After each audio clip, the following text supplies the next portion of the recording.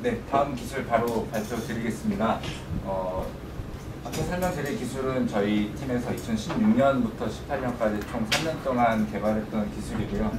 과제 제목은 IoT 디바이스 보안 취약점 검색 공유 및 시험 기술 개발이라는 과제였습니다. 근데 특정 IoT 디바이스를 대상으로 동작을 하는 그런 기술 개념은 아니고요. 많이들 알고 계신 쇼단이라고 하는 그런 취약점을 검색하고 인터넷에 연결되어 있는 디바이스를 검색해 볼 수 있는 기술을 우리도 만들어 보고자 했던 기술이고요.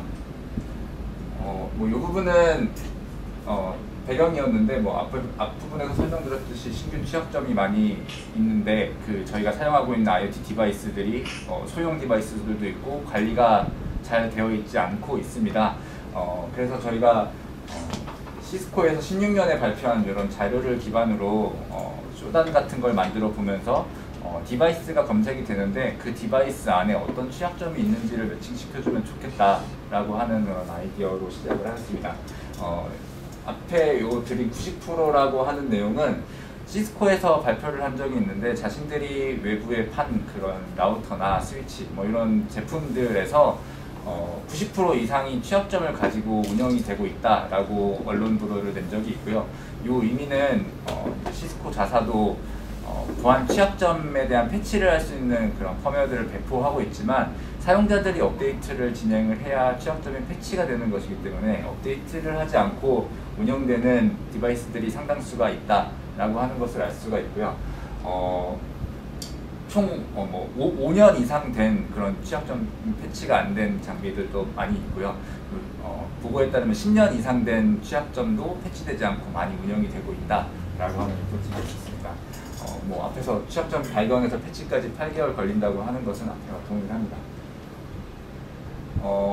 앞에 제가 쇼단과 비슷한 기술을 만들어 보고자 했던 것이고요. 쇼단이라고 하는 기술이 전 세계적으로 인터넷에 연결된 디바이스들을 쭉 스캔을 하고 디바이스들이 가지고 있는 정보들을 쭉 수집해서 DB도 판매를 하고 있고요. 쇼단을 이용하려면 이용료를 내는 것으로 알고 있습니다.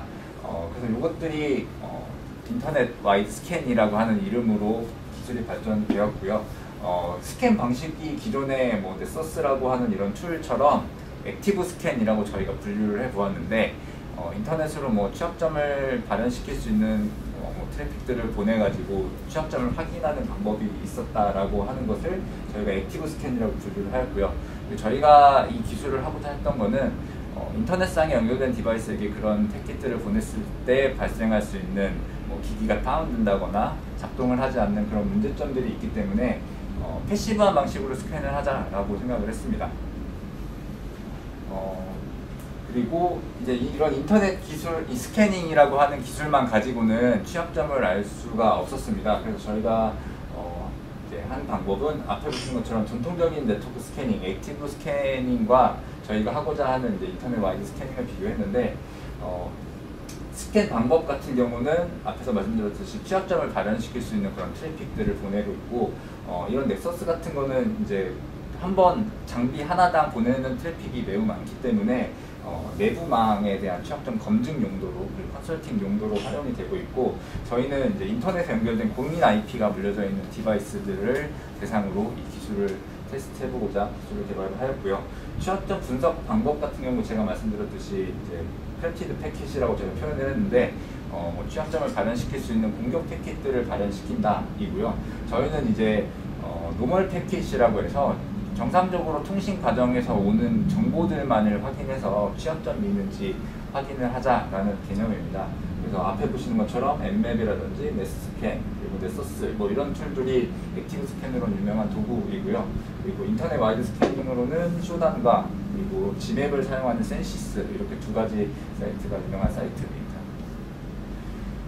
저희 과제 연구 목표는 인터넷상에 연결된 디바이스라고 되어 있는 특정 IoT 기기를 포함하진 않고요. 서버, 프린터 이런 모든 기기들이 해당을 하고요. 인터넷에 연결되어 있다라고 하는 그런 디바이스들의 정보들을 자동으로 주기적으로 수집을 해서 공개된 보안 취약점 정보와 연계를 해서 이 디바이스 안에 공개된 취약점 어떤 것들이 있을 수 있다. 이런 그런 디바이스 취약점 정보를 관리해보고자 하는 그의 목표였고요.